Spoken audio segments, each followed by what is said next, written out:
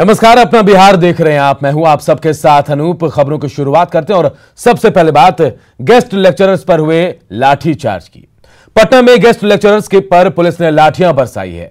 नौकरी पक्की करने की मांग को लेकर गेस्ट लेक्चरर्स प्रदर्शन कर रहे थे और इसी दौरान पुलिस ने उन्हें रोका और इस बीच हाथापाई शुरू हो गई। इसके बाद पुलिस ने इनके ऊपर लाठीचार्ज कर दिया। प्रदर्शनकारी मुख्यमंत्री आवास का घेराव करने जा रहे थे। इसी दौरान इको पार्क के पास इन्हें रोका गया। इसके बाद गेस्ट लेक्चरर्स ने बताया कि पुलिस ने कुछ लोगों को हिरासत में भी लिया है। साथ ही लाठीचार्ज में कई लोगों को चोटें भी आई हैं। ये लोग कई साल से यूनिवर्सिटी में पढ़ा रहे हैं और नौकरी पक्की करने की मांग कर रहे हैं।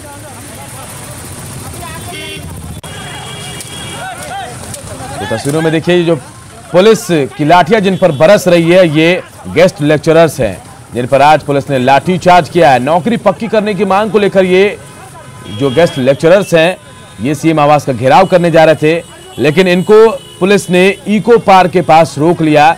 इस दौरान पुलिस और इनके बीच थोड़ी नोकझोंक हुई, बहस हुई और इसके बाद पुलिस ने इन पर लाठीचार्ज कर दिया। कई गेस्ट लेक्चरर्स को हिरासत में लिया गया तो कई को गंभीर चोटें भी आई हैं।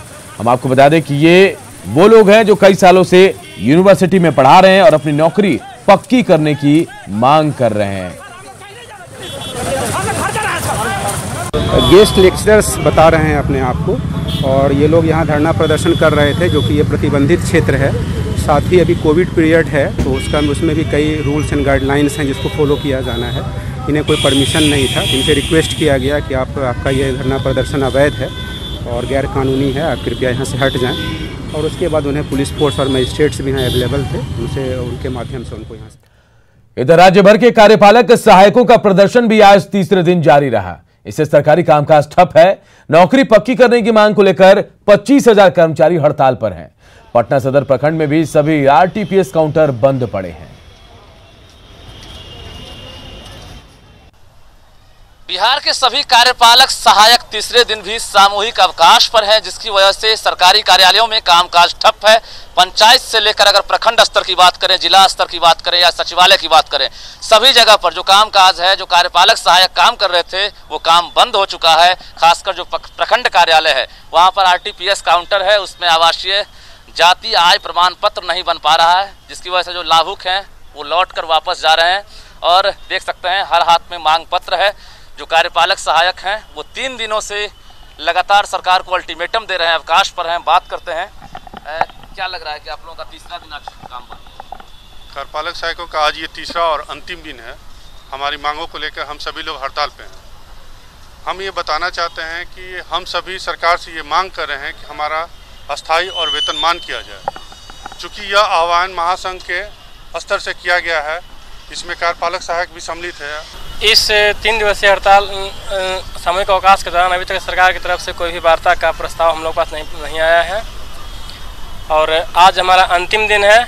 आज का क्या सरकार का हमारे प्रति रवैया है वो आज पता चल पाएगा लास्ट तक ले। अल्टीमेटम दे रहे हैं और आज हालांकि आश्वासन भी इन्हें मिला होगा, तब जाकर ये लोग बोल रहे हैं कि आज हम लोग काम पर लौटेंगे, लेकिन जब तक सेवा स्थायी की मांग पूरी नहीं होती है तब तक हम लोग जो आंदोलन है उसको पूरी तरह से वापस नहीं लेंगे। देख सकते हैं मुख्यमंत्री जी को याद करा रहे हैं। याद है ना माननीय मुख्यमंत्री जी, या फिर अन्य जो मांगे हैं सभी हाथों में देख सकते हैं आप किस तरह से टाल मटोल छोड़िए, अस्थायीकरण नियमितीकरण कीजिए। तो ये मांग है और बता दें आपको कि हर जो कर्मी है इसी तरह से एक उम्मीद पाले हुए हैं, चूंकि नई सरकार बनेगी और उससे पहले ये लोग चाहते हैं कि वर्षों से जो मांग है वो मांग सरकार पूरा कर दे। कैमरामैन अभिषेक के साथ रजनीश कुमार, न्यूज़ 18 पटना। इधर भागलपुर में गंगा का जलस्तर लगातार बढ़ रहा है। हालांकि जलस्तर अभी खतरे के निशान से नीचे है, लेकिन कहलगांव में पानी का जो स्तर है वो खतरे के निशान से ऊपर है। रिपोर्ट देखिए। भागलपुर में गंगा के जल स्तर में एक बार फिर से इजाफा हो रहा है। हालांकि भागलपुर में गंगा का जो जल स्तर है वह खतरे के निशान से करीबन 48 सेंटीमीटर नीचे है, लेकिन जब तुम बात करें भागलपुर जिले के कहलगांव का तो वहां पर जो है गंगा 14 सेंटीमीटर खतरे के निशान से ऊपर बह रही है। इसका मूल कारण है कि गंगा जो है वहाँ डाउन स्ट्रीम में बहती है और जिसके कारण वाटर फ्लो जो है तेज़ी से होता है और यही कारण है कि गंगा वहाँ पर जो है वो खतरे के निशान को पार कर गई है। लेकिन भागलपुर में अभी भी गंगा खतरे के निशान से 48 सेंटीमीटर नीचे है। लेकिन जिस तरह से गंगा के जल स्तर में इजाफा हो रहा है, उस इजाफे के तहत जो है 3 से 4 घंटे में जो है प्रति सेंटीमीटर गंगा के जल स्तर में इजाफा हो रहा है। सहयोगी कैमरामैन राजीव सिंह के साथ राहुल, न्यूज़ 18 भागलपुर। इधर खगड़िया में भी गंगा खतरे के निशान से ऊपर बह रही है। बड़े इलाके में अब भी बाढ़ का पानी जमा है और करीब 1.5 लाख से ज्यादा लोग इस बाढ़ से प्रभावित हैं। सैकड़ों लोग बांध पर शरण भी लिए हुए हैं। देखिए रिपोर्ट। खगड़िया में अभी भी कोसी नदी, बूढ़ी गंडक नदी और बागमती नदी खतरे के निशान से ऊपर बह रही है। हम ये आपको दिखा रहे हैं कि ये जो बूढ़ी गंडक और बागमती, कोसी तीनों नदी यहाँ पे मिलती है। ये रहीमपुर का इलाका, पूरा इलाका है जहाँ पर आप देख सकते हैं कि जो नदी का जलस्तर है साफ तौर पे बढ़ा हुआ है। वहाँ पे तीनों नदी का जलस्तर बढ़ने के कारण जो है ज़िले में 1.5 लाख से अधिक की आबादी बाढ़ से प्रभावित है। 150 से अधिक नाव का परिचालन किया जा रहा है। बाढ़ के कारण जो बाढ़ पीड़ित हैं वो कई जगह पर बांध पे रह रहे हैं। जिनके घर में पानी घुसा हुआ है वो लोग बांध पर आकर के रह रहे हैं। तो इस तरह से कई संख्या में जो है सो बाढ़ पीड़ित बांध पे रह रहे हैं। हालांकि जिस तरह से जलस्तर में कमी आई है तो बाढ़ पीड़ितों को कहीं ना कहीं थोड़ी सी राहत जरूर महसूस हो रही है। उसके बावजूद ये बताते चले अभी भी खगड़िया में जो नदी है वो तीनों नदी खतरे के निशान से ऊपर बढ़ रही है। गंगा के जलस्तर में और कोसी नदी और बूढ़ी गंडक नदी के जलस्तर में जो कमी आ रही है उससे आने वाले दिनों में बाढ़ पीड़ितों की मुश्किल थोड़ी सी कम होती नजर आ रही है। दिग्विजय कुमार, न्यूज़ 18 खगड़िया। वैशाली के भगवानपुर में बाया नदी में आई बाढ़ की वजह से हजारों एकड़ में लगी फसल बर्बाद हो गई। धान और मक्के के साथ केले के बागान को भी बड़ा नुकसान पहुंचा है। लेकिन इसके बाद भी लोगों को अब तक प्रशासन की तरफ से किसी तरह की कोई मदद नहीं मिली है। बाढ़ के कारण खेती बाड़ी को भी भारी नुकसान पहुंचा है। हम नाव पे सवार हैं और नाव वहां चल रही है जहां बस्तियां हैं, या ये कह सकते हैं कि यहाँ रास्ते हैं, लेकिन पानी इतना बड़ा है जिसके चलते जहां सड़कें हैं वहां नाव चल रही है। अब हमारे पीछे देख सकते हैं कि किस तरह से पूरा इलाका जलमग्न है। ये केले की खेती है जो हाजीपुर की मशहूर केला की खेती होती है, बिल्कुल तबाह हो चुकी है बाढ़ की पानी से। इसके अलावा बाकी जो यहाँ फलों सब्जियों की खेती होती है, आम के बगीचे हैं, पेड़ पौधे हैं, मक्के की खेती है, तमाम चीज आप देख सकते हैं बाढ़ के कारण भारी तबाही मची है और लोगों के सामने कोई चारा नहीं है। और ये स्थिति लगभग 1 महीने से ज्यादा हो गई है, लेकिन बाढ़ की स्थिति अभी भी थमी नहीं है, जिसके चलते लोगों को भारी फजीयतों का सामना करना पड़ रहा है।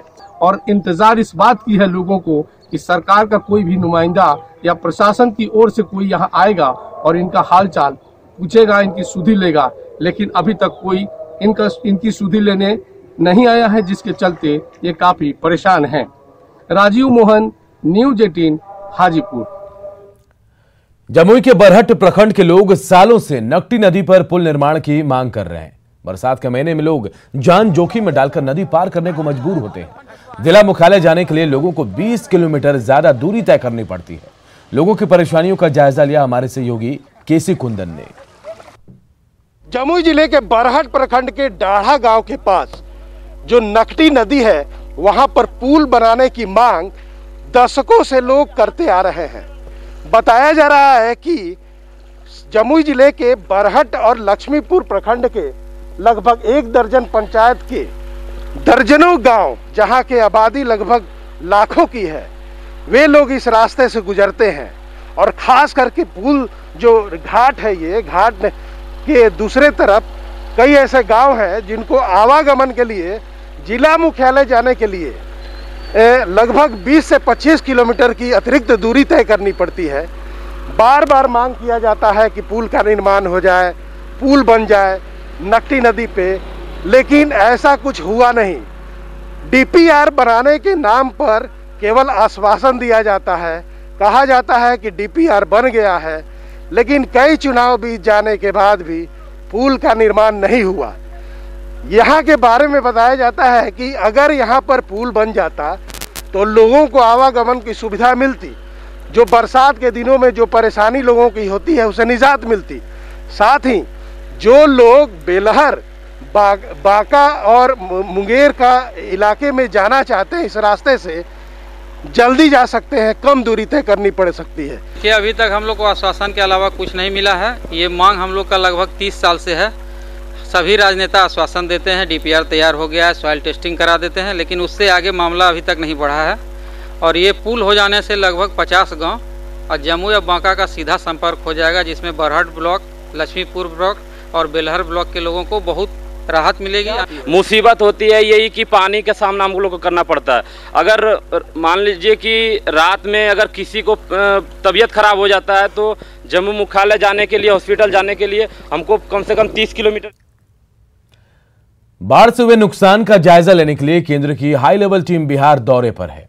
मुजफ्फरपुर पहुंची टीम ने पहले जिला प्रशासन के साथ बैठक की, जहां पावर पॉइंट प्रेजेंटेशन के जरिए नुकसान की जानकारी दी गई। मुजफ्फरपुर के 15 प्रखंड के 6 लाख लोग जो हैं बाढ़ से प्रभावित हैं। केंद्रीय टीम दरभंगा भी गई और यहां केवटी के असराहा गांव में किसानों से केंद्रीय टीम के सदस्यों ने बातचीत भी की। और एक और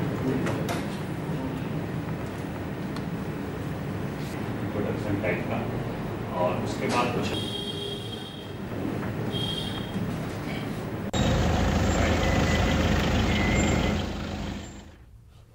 एक प्रेजेंटेशन दिया है और जितना प्रभावित है हमारा ज़िला उसको हम लोगों ने बताया है। जितना जनसंख्या परिवार प्रभावित है, जितना हमारा मानव क्षति, पशु क्षति हुआ है, जितना सड़क की क्षति हुई है, फसल की क्षति हुई है और जो बिजली के हमारे पोल, तार और ट्रांसफार्मर ये सब जो क्षति हुई है, तो इन सभी के बारे में हम लोगों ने एक प्रेजेंटेशन दिया है, एक डेटा उपलब्ध कराया है और उसका फील्ड विजिट करने के लिए, स्थल निरीक्षण करने के लिए टीम अभी यहाँ निकली है। बीजेपी की परंपरागत सीटों पर पिछले चुनाव में लड़े आरजेडी विधायकों को जेडीयू में शामिल कराने को लेकर बीजेपी में विरोध शुरू हो गया है। पिछले दिनों तेगड़ा के आरजेडी विधायक वीरेंद्र महतो को जेडीयू में शामिल कराया गया, जबकि यह सीट बीजेपी की परंपरागत सीट रही है। ऐसे में आज तेगड़ा विधानसभा से बीजेपी के सभी 5 मंडल अध्यक्षों ने प्रदेश अध्यक्ष के सामने अपनी नाराजगी जताई। इन लोगों ने साफ साफ कहा कि अगर यह सीट जेडीयू को जाएगी तो बीजेपी का कोई कार्यकर्ता तेगड़ा में पार्टी के लिए काम नहीं करेगा। इन मंडल अध्यक्षों से न्यूज 18 के सहयोगी साकेत कुमार ने बातचीत की। आरजेडी के विधायकों को जेडीयू में शामिल कराने का विरोध शुरू हो चुका है, खास करके बीजेपी में, क्योंकि जो बीजेपी की परंपरागत सीटें हैं वहां से आरजेडी विधायकों को जब जेडीयू में ज्वाइन कराया जा रहा है, उसका विरोध यहां पर लोग कर रहे हैं। ये तेघड़ा विधानसभा से आए हैं और बीजेपी के मंडल अध्यक्ष हैं। 5 मंडल है तेघड़ा विधानसभा में और 5 मंडल के अध्यक्ष यहाँ पर पहुंचे हैं। इन्होंने प्रदेश अध्यक्ष संजय जायसवाल से भी मुलाकात की है और अपनी बात रखी। क्या आप लोग क्या मांग कर रहे हैं? क्या आप लोगों का विरोध क्या किस वजह से है? अभी हम लोगों का मूल बात है, राजद के जो तेघड़ा से विधायक वीरेंद्र महतो थे, अभी वर्तमान में वो जदयू में ज्वाइन किए हैं और बहुत जगह अपना वो संबंध स्थापित कर रहे हैं कि हमको कहा गया क्षेत्र में तैयारी करने के लिए। सीट आप लोगों के हाथ से जाएगी तो क्या आप लोग किस तरह से विरोध कर रहे हैं? नहीं, हम लोगों तो स्पष्ट कह देना चाहते हैं कि अगर भारतीय जनता पार्टी अपनी सीट परंपरागत छोड़ती है और जदयू को ये सीट देती है और उसमें भी वीरेंद्र महतो अगर हमारा कैंडिडेट बनकर आता है तो भारतीय जनता पार्टी का हर एक कार्यकर्ता अपने घर में रहने के लिए बाध्य होगा और प्रदेश अध्यक्ष और माननीय जो बिहार के नेता हैं वो हमारे गांव अपने बूथ पर काम करेंगे। भारतीय जनता पार्टी का बूथ स्तर से लेकर मंडल स्तर तक का कार्यकर्ता घर में बैठकर सिर्फ मतदान के दिन अपना मत गिराएगा। मतलब आप लोग काम नहीं करेंगे? कोई काम नहीं करेगा। अब देखिए विरोध हो रहा है। जिस तरह से ये सवाल भी उठा था कि आरजेडी में जिस तरह से आरजेडी के विधायकों को जेडीयू में ज्वाइन कराया जा रहा है, उसमें कई ऐसी सीटें हैं जो बीजेपी की सीटें थी और उसको लेकर अब बीजेपी में जो उनके कार्यकर्ता है पार्टी के, उनका गुस्सा दिखने लगा है और वो पार्टी दफ्तर पहुंचकर अपनी नाराजगी प्रदेश अध्यक्ष और पार्टी के बड़े नेताओं के सामने दर्ज करा रहे हैं। कैमरा पर्सन आशीष के साथ साकेत कुमार, न्यूज 18 पटना। बीजेपी प्रदेश कार्यालय में मीडिया बाइट सेंटर का उद्घाटन किया गया। प्रदेश बीजेपी अध्यक्ष संजय जायसवाल ने बताया कि इस मीडिया सेंटर से हर दिन मीडिया को संबोधित किया जाएगा। उन्होंने बताया कि बिहार में कोरोना मरीजों के ठीक होने का दर 88% है, जो देश के औसत से ज्यादा है और बिहार सरकार ने कोरोना को लेकर बेहतर काम किया है। मीडिया केंद्र का शुभारंभ हो रहा है और बिहार बीजेपी की मीडिया आप सबों से लगातार संपर्क में रहेगी और प्रतिदिन हमारे कोई प्रदेश के नेता या राष्ट्रीय नेता आप सबों के साथ संपर्क करेंगे। विगत कुछ दिनों से मैं देख रहा था कि कोरोना को लेकर के जिस तरह से विपक्ष चर्चा कर रहा था, उसका झूठ पूरी तरह से बेनकाब हो गया है और आज कोरोना पर बिहार की जो ठीक होने के मरीजों की दर है वो 88% है, जो भारत के भी मरीजों के ठीक होने की दर से 11% ज्यादा है। कोरोना संकट के बीच मधेपुरा में पीडीएस दुकानदारों की मनमानी से लाभुक परेशान है। पिछले कई महीनों से पीडीएस डीलर लाभुकों को सिर्फ पर्ची देकर लौटा रहा था। शिकायत के बावजूद गरीबों को अनाज नहीं मिल रहा है। रिपोर्ट देखिए। कोरोना संकट को भ्रष्टाचारियों ने लूट के अवसर में तब्दील कर दिया है। सरकार जन वितरण प्रणाली के माध्यम से गरीबों को अनाज देने का वादा करती है, लेकिन भ्रष्ट पीडीएस डीलर, अधिकारी और पंचायत जनप्रतिनिधि के साथ मिलकर राशन को डकार जाते हैं। ऐसा ही एक मामला मधेपुरा के घेलाड़ प्रखंड मुख्यालय के वार्ड नंबर 7 में सामने आया है, जहां पीडीएस डीलर लाभुकों को राशन के बदले पर्ची थमाकर वापस लौटा देता है। कोरोना संकट में लाभुकों को कई महीनों से राशन के बदले पर्ची मिल रही है। राशन नहीं दे रहा, पर्ची काट करके दे रहा है, राशन नहीं दे रहा। आजकल करते रहता है, 3-4 महीने से नहीं दे रहा। हाँ, राशन न जाना है, सेहत कचे की भाग ऐसा है, कुछ राशन देखकर अच्छे से क्या ली, नहीं तो वो राशन। गरीबों को राशन के बदले पर्ची मिलने की खबर पर पीडीएस डीलर का अजीबोगरीब तर्क सामने आया है। उसका कहना है कि कुछ लोग पर्ची लेकर चले गए, लेकिन राशन लेने के लिए नहीं आ रहे हैं। इस संबंध में जब एसडीएम को बताया गया तो उन्होंने जांच कर कार्रवाई का भरोसा दिलाया। राशन मिलेगा, लेकिन वो आदमी पर्ची निकाल के चला गया, राशन के लिए नहीं आया। उसके लिए हम सामाजिक दबाव भी डलवाए, जब भैया आप लोग आकर के राशन ले लीजिए, जिसका जिसका नहीं है वो अभी तक नहीं पहुँचा। हमारे जो एमओ है वो जाकर के इसका थोड़ा जाँच करेंगे कि क्या ये बात में कितनी सत्यता है। जांच के पश्चात जो है, जो आवश्यक कार्रवाई है इसी एक्ट के तहत वो किया जाएगा। बहरहाल डीलर साहब कहते हैं कि लोग पर्ची लेकर चले गए, तो सवाल उठता है कि क्या डीलर साहब के यहाँ कुछ लोग सिर्फ पर्ची लेने आते हैं। सवाल तो ये भी है कि लाभुक को यदि राशन नहीं चाहिए तो वो पर्ची का क्या करेंगे। वैसे डीलरों के भ्रष्टाचार से लाभुक ही नहीं बल्कि हर कोई वाकिफ है। ये अलग बात है कि डीलर सिर्फ मोहरा होते हैं, हिस्सा अधिकारी से लेकर पंचायत प्रतिनिधि तक में बढ़ता है। न्यूज़ 18 के लिए मधेपुरा से तुरबसु की रिपोर्ट। मुख्यमंत्री नीतीश कुमार की 7 निश्चय योजना कमीशन खोरी योजना साबित हो रही है। कमीशन खोरी में मुखिया पति से लेकर बिचौलियों का बोलबाला देखने को मिल रहा है। जेई से लेकर पंचायत सचिव, बैंक कर्मचारी से लेकर बीडीओ साहब, सबका कमीशन फिक्स है।